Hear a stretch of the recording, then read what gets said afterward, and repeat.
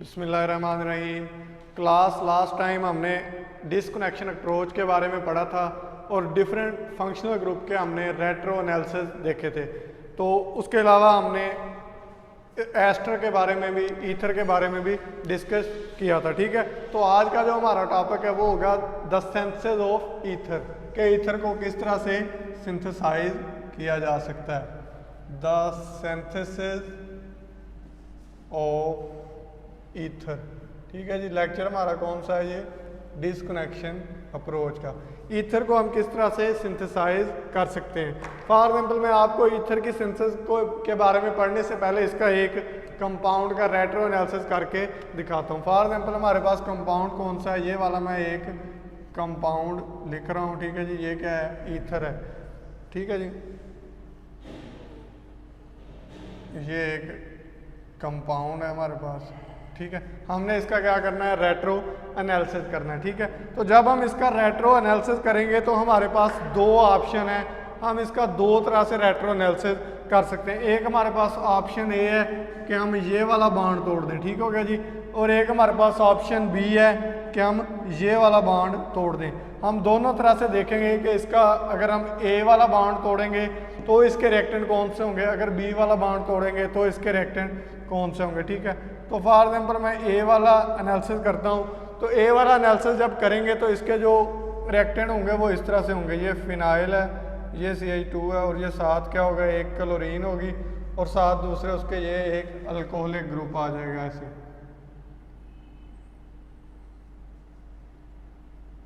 OH। ठीक हो गया जी। कार्बन कितने? 1 2 3 4 5, 1 2 3 4 5। ठीक है जी, ये क्या है? ए स्ट्रेटजी के थ्रू हमने क्या कर लिया? इसका रेट्रो एनालिसिस कर लिया। अब बी स्ट्रेटजी कौन सी है हमारे पास? वो वाला एनालिसिस हम देख लेते हैं। बी का जो एनालिसिस होगा वो इस तरह से होगा। मैं इधर करके इसको लिख रहा हूँ, आपने इसको ऐसे मिटा दें। ठीक है जी, बी का जो एनालिसिस होगा वो इसमें हम यहाँ अल्कोहल ले लेंगे। ठीक है जी, फॉर एग्जाम्पल PH, ये अल्कोहल आ गया, और साथ उसके क्या कर लेंगे? इधर हम कोई हैलोजन ले लेंगे। फॉर एग्जाम्पल यहाँ Cl आ गया, 1 2 3 4 5। ठीक है कि ये दो क्या हो गया हमारे बी के थ्रू, क्या हमने स्ट्रेटजी के थ्रू हमने इसका रेट्रो एनालिसिस। यानी जब हमने ईथर को सिंथेसाइज करना है, हमने यहाँ से सीखा क्या है? तो एक हम क्या करेंगे? अल्कोहल लेंगे। क्या करेंगे? एक अल्कोहल लेंगे, और उसके साथ दूसरा जो कंपाउंड होगा वो क्या होगा? अल्काइल हैलाइड होगा। क्या होगा? Alkyl halide. ठीक है, इनका जब हम रिएक्शन करवाएंगे तो उससे क्या होगा? ईथर बनेगा। लेकिन इसके रिएक्शन के लिए क्या चाहिए? हमें एक बेस चाहिए। ठीक है, हम सोडियम हाइड्रोक्साइड को एज ए बेस ले सकते हैं। किसको? सॉरी, सोडियम हाइड्राइड को। ठीक है, सोडियम हाइड्राइड क्या है? ये फेवरेबल है। क्यों? क्योंकि इसका जो हाइड्राइड आयन है वो एक्सट्रीमली हार्ड है and act only as a base, और ये न्यूक्लियोफाइल के तौर पे एक्ट नहीं कर सकता। ठीक है जी, ये क्या इसका रेट्रो एनालिसिस है। अगर हम इसकी सिंथेसिस देखें तो सिंथेसिस इसकी इस तरह से हो सकती है। अब इसमें क्या है? ए स्ट्रेटजी बेहतर है ज़्यादा या बी स्ट्रेटजी ज़्यादा बेहतर है? तो इसमें अगर देखा जाए तो हम दोनों स्ट्रेटजी बेहतर हैं। कि हम मतलब ये वाला अल्काइल हैलाइड ले सकते हैं, ये वाला अल्काइल हैलाइड भी ले सकते हैं, ये वाला अल्कोहल भी ले सकते हैं, ये वाला अल्कोहल भी ले सकते हैं। दोनों इजीली अवेलेबल हैं और दोनों अल्काइल हैलाइड इजीली अवेलेबल हैं। लेकिन हम ए स्ट्रेटजी को ज़्यादा फेवरेबल समझते हैं, ए स्ट्रेटजी के थ्रू हम प्रेफर करते हैं। उसकी वजह यह है कि ये वाला जो अल्काइल हैलाइड है ये रीअरेंज नहीं होता, ये रीअरेंजमेंट नहीं देता।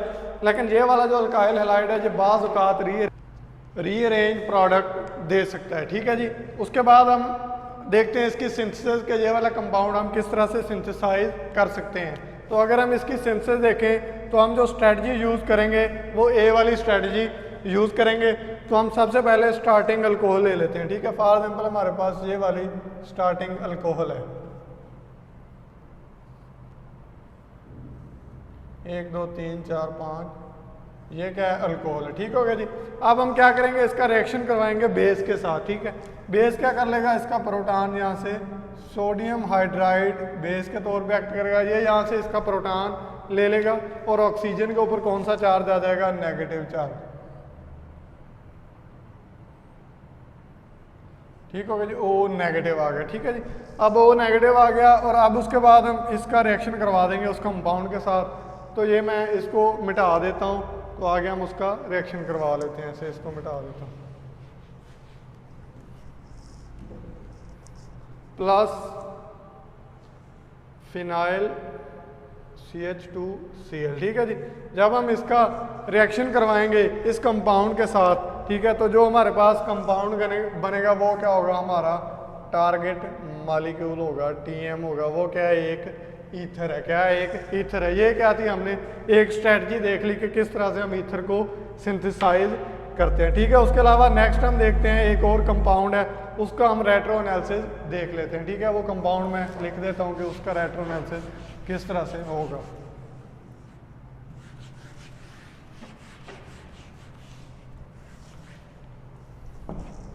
फॉर एग्जाम्पल देखें जी, ये हमारे पास एक कंपाउंड है, ये बेंजीन रिंग है, ठीक हो गया जी। उसके बाद ऑक्सीजन,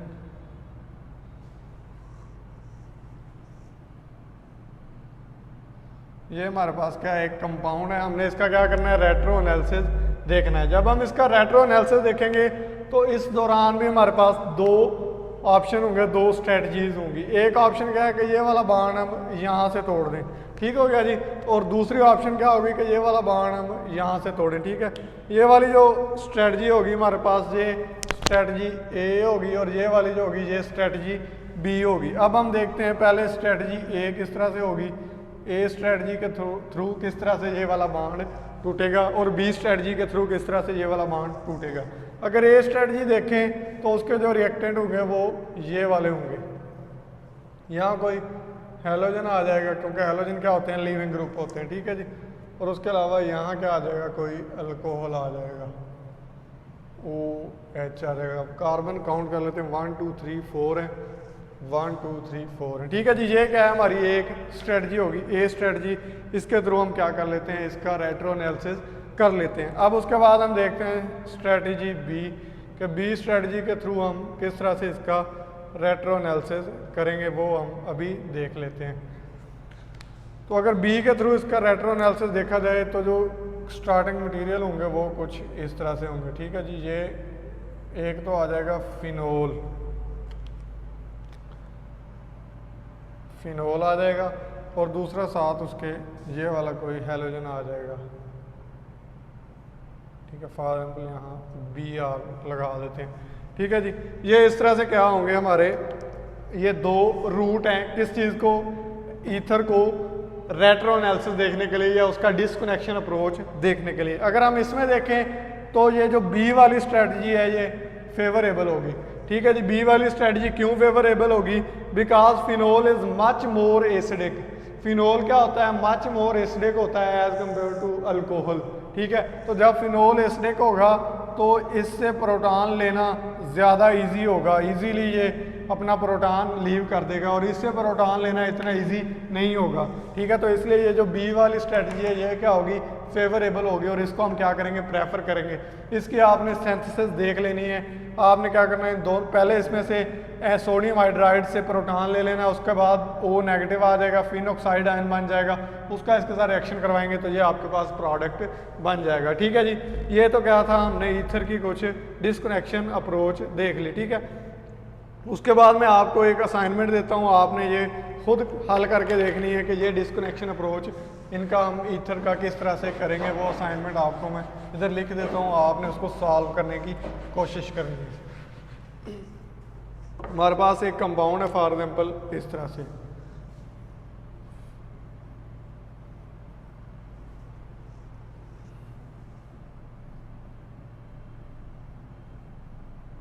ठीक है जी। ये कंपाउंड है, आपने इसका क्या करना है, डिस्कनेक्शन अप्रोच इसकी करनी है, इसका रेट्रो एनालिसिस करना है, स्टार्टिंग मटेरियल करने है, और इसकी सिंथेसिस आपने करनी है, ठीक है जी। उसके अलावा एक और अगला जो नेक्स्ट हमारा टॉपिक है वो हम देख लेते हैं, सिंथेसिस ऑफ सल्फाइड, कि हम सल्फाइड को किस तरह से सिंथेसाइज कर सकते हैं। ये क्या थी, हमने सिंथेसिस ऑफ ईथर देखी थी, ठीक है। अब हम देखते हैं synthesis of sulphide, synthesis of, heading दे दें अगली, सल्फाइड्स।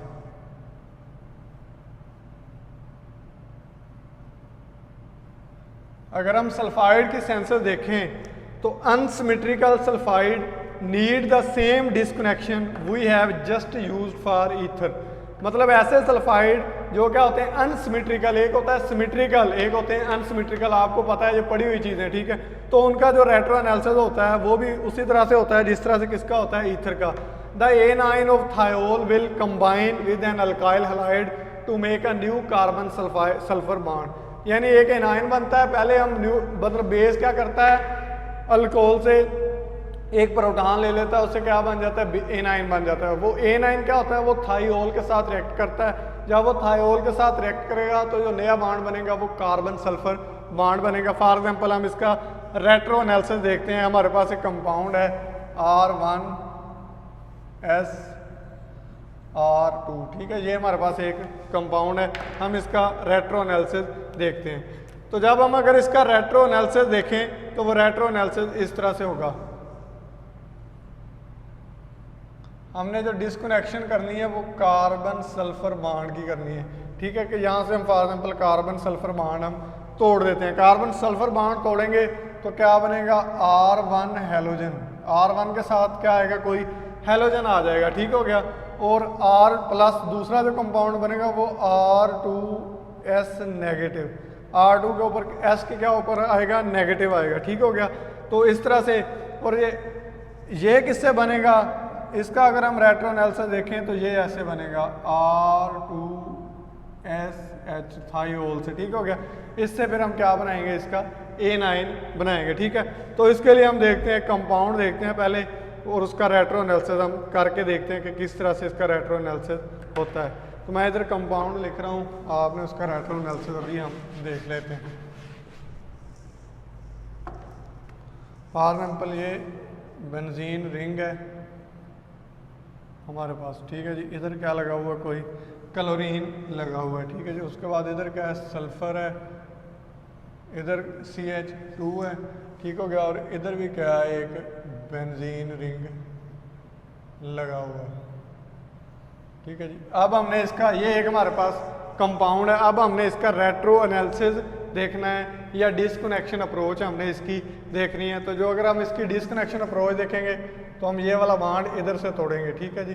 कहाँ से तोड़ेंगे, ये वाला बॉन्ड इधर से तोड़ेंगे। जब इधर से तोड़ेंगे तो ये कौन सा है, कार्बन सल्फर डिस्कनेक्शन है। क्या है ये, कार्बन सल्फर बॉन्ड की डिस्कनेक्शन हो रही है। और ये वाला इसके जो रिएक्टेंट होंगे वो ये वाले होंगे ऐसे, यानी यहाँ क्लोरीन होगा और यहाँ क्या आएगा, SH आ जाएगा, ठीक है। जो SH में से क्या आएगा, कोई बेस आके यहाँ से प्रोटॉन ले लेगा इसका, और इस तरह से S नेगेटिव बन जाएगा। वो S नेगेटिव क्या करेगा, वो अल्काइल हैलाइड के ऊपर एक्ट करेगा।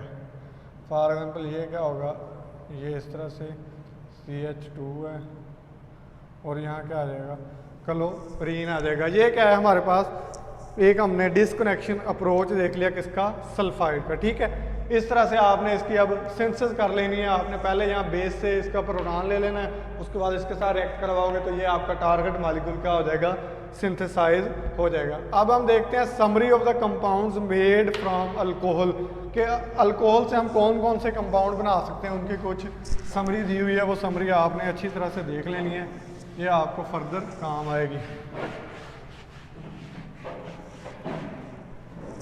Summary of the compounds heading दे दें, मेड फ्रॉम अल्कोहल्स, यानी कंपाउंड्स हैं कुछ मेड फ्रॉम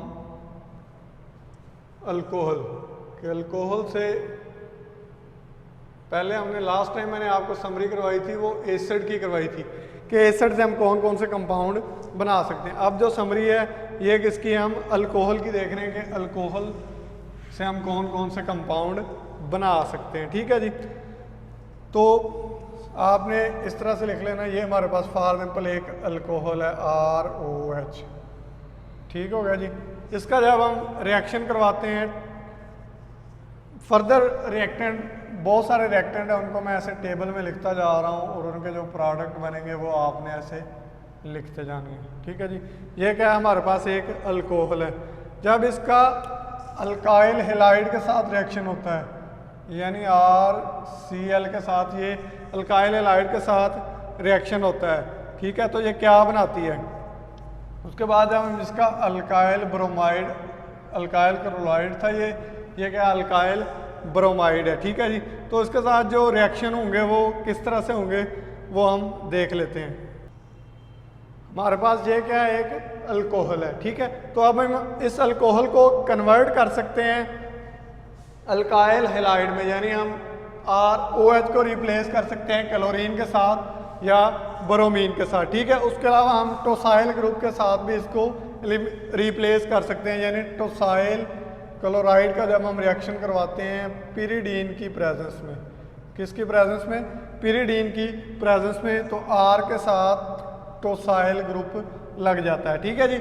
उसके अलावा मेसिटाइल क्लोराइड के साथ भी हम इसका रिएक्शन करवा सकते हैं, MsCl, ठीक हो गया जी, NET3, ठीक है। ये रिएजेंट इसके साथ यूज होता है, तो ROMS ये कंपाउंड बन जाता है। ये क्या है, हमने किससे बनाए हैं, अल्कोहल से बनाए हैं। फिर फर्दर हम इससे ईथर भी बना सकते हैं और इनसे सल्फाइड भी बना सकते हैं। फॉर एग्जांपल अगर हम इसका रिएक्शन करवाएं R'OH और बेस की प्रेजेंस में, ठीक है, किसकी प्रेजेंस में, बेस की प्रेजेंस में, तो हमारे पास ROR', ये क्या है, एक ईथर बन गया हमारे पास, क्या बन गया, ये ईथर बन गया। हमने इसे क्या बना लिया है, ईथर बना लिया, ठीक है जी। उसके अलावा अब हम किसी थायोल के साथ यानी R1SH बेस की प्रेजेंस में जब इसका रिएक्शन करवाएंगे तो हमारे पास क्या बन जाएगा, RSR1, ठीक हो गया। ये क्या बन जाएगा, हमारे पास सल्फाइड बन जाएगा। इससे भी हम रिएक्शन करवा सकते हैं। और उसके अलावा हम टोसाइल ग्रुप को रिप्लेस करके थायोल बना सकते हैं। इससे क्या बना सकते हैं, हम थायोल्स बना सकते हैं। उसके अलावा हम इससे अल्काइल हेलाइड्स भी बना सकते हैं, क्या बना सकते हैं, अल्काइल हेलाइड्स भी बना सकते हैं, ठीक है जी। उसके अलावा हम न्यूक्लियोफाइल को यूज़ करके इसका मेसिटाइल के साथ क्या करेंगे, हम न्यूक्लियोफाइल को यूज़ करके अदर डेरिवेटिव्स बना सकते हैं। क्या कर सकते हैं, अदर डेरिवेटिव्स भी हम इसके बना सकते थे। ये क्या था, हमने कंपाउंड बनाए थे, किसके साथ, हमने अल्कोहल के साथ बनाए थे, ठीक है जी। अगर हम इसका अल्कोहल का एक रिएक्शन एसिटाइल क्लोराइड के साथ भी हम करवा दें, फॉर एग्जाम्पल R1C+OCl पिरिडीन की मौजूदगी में, किसकी मौजूदगी में, पिरिडीन की मौजूदगी में, तो इससे ORC+OR1, ठीक है जी। ये कंपाउंड क्या है, ये वाला कंपाउंड भी हम इससे सिंथेसाइज कर सकते थे, ठीक है जी। It was all about today lecture. आज के लेक्चर में हमने क्या किया, हमने ईथर की सिंथेसिस देखी, सल्फाइड की सिंथेसिस देखी और अल्कोहल से ये जितने भी कंपाउंड बनते हैं इनको देखा कि ये किस तरह से हम इनको सिंथेसाइज करते हैं, ठीक है। नेक्स्ट जो हमारा लेक्चर होगा उसमें हम फिर अगली स्ट्रेटजी को डिस्कस करेंगे। Thank you so much.